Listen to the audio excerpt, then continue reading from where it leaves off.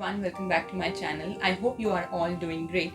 In today's video, I'm sharing with you a list of some books that are perfect fit for the upcoming fall season and the upcoming festival of Halloween. So without further ado, let's get started. So number one on our list has to be a book by the king of horror, quite literally Stephen King's The Shining. So this is a book I read about a year ago, and it is a full-fledged horror book. This follows the story of Jack Torrance. He is appointed as a caretaker for the Overlook Hotel during the time of winter, when there's a lot of snow and the hotel is completely cut off from the rest of the world, so you can't access the roads or the facilities or anything. So they need a caretaker for the hotel for those few months, and they appoint Jack Torrance, who goes there with his wife and his child. Now his child, whose name is Danny, he has the Shining. Now what is the Shining? Basically it's referencing to his psychic abilities.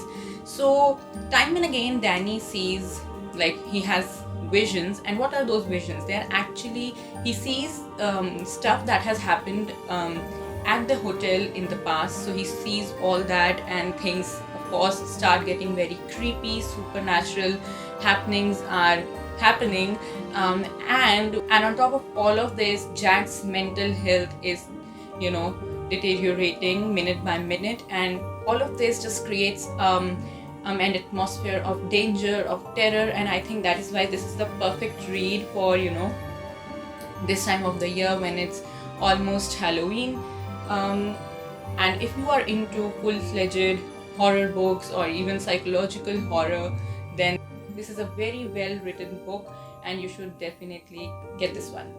If you are someone who really enjoys reading plays as well, then I'd recommend Macbeth by William Shakespeare. I'm sure many of you have already read it. This is a tragedy. So basically what happens is Macbeth, the protagonist, he comes across these three witches who they tell him that he's going to be the king of Scotland, and this just stirs up Macbeth's ambition and even his wife's ambition, and he murders King Duncan. And from there on begins a series of murders that he keeps committing due to his guilt, and because he's getting paranoid and whatnot. And there's a lot of bloodshed in the play, and yeah, it's a full-fledged tragedy. And if you're into the genre, then this is a great play for you to read. Another play by another great playwright, and one of my favorite plays, is Dr. Faustus by Christopher Marlowe. Now this is not horror play as such, but this is about this guy, Dr. Faustus. He's like very intelligent and all, but he's also very greedy, to say in the most simple terms, and he wants lots of things. So what he does is he makes a pact with the devil. He kind of sells his soul, and this is all about talking about sin and redemption, and there are devil and angels in the play. So I think this also fits the mood of the year, mood of this time of the year perfectly. And if you want to read something that's not typical stereotypical horror, then this is something you should try reading. Now since we are talking about plays, let's not skip this one great play called The Duchess of Malfi by John Webster. This is a Jacobean era tragedy, and this follows the Duchess of Malfi, who she's a widow, and she falls in love with this guy who's beneath her class, and this is not tolerated by her two brothers, who now want to take revenge. And then again there's a lot of violence and a lot of bloodshed in this one too. Kind of gives you the creeps, give you the chills to read about all that's happening. So a full-fledged revenge tragedy for sure. Talking about books that are chilling and all, we cannot miss, we have to add one by Agatha Christie, and I'm talking about The Murder of Roger Ackroyd. To be very honest, that's the only one I've read. So, but yeah, that's a great book. And of course, as the title tells you, this is about the murder of Roger Ackroyd. This is a very typical detective story, and I love reading detective stories during this time of the year. You're so engrossed within the story, and you kind of become the detective yourself. You want to find out who committed the crime and everything. So yeah, perfect one for this time of the year. Now again, there's this one book that we cannot miss talking about when we're talking about horror books or terrifying stories. So this has to be one of my favorites again, Frankenstein by Mary Shelley.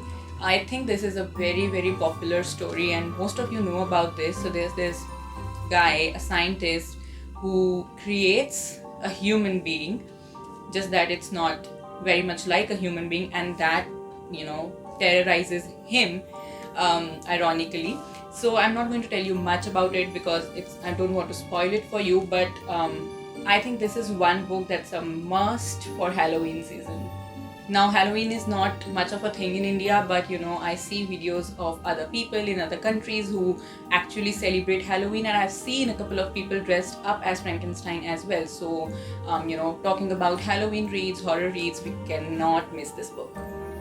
Now, the next recommendation again is not a typical horror story or a typical horror novel as such, but this definitely fits the vibe that we are going for, and it is The Picture of Dorian Gray by Oscar Wilde. It's again about a Faustian bargain made by the protagonist called Dorian Gray. In very brief, this guy, Dorian Gray, he's a very beautiful young man, and once his friend draws a portrait for him, and it's a lovely portrait of himself, but he feels saddened that the portrait is always going to look as young as it is right now, but he is going to age. So he makes a Faustian pact as well. He kind of, in the most simplest words, he sells his soul. He sells his soul so that he would always look as young as he is, while his portrait would bear all the scars and the signs of aging. But is it as simple as it sounds? Does it feel as good as it sounds? Does it make him any happier, or does the absolute opposite happen? You have to find it out by reading the book for yourself.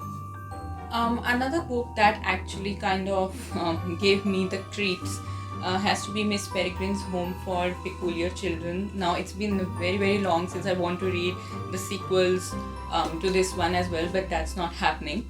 Anyway, this is a great book. I read it years ago, but I think this is again the perfect fit for Halloween reads. This is about this guy and his father.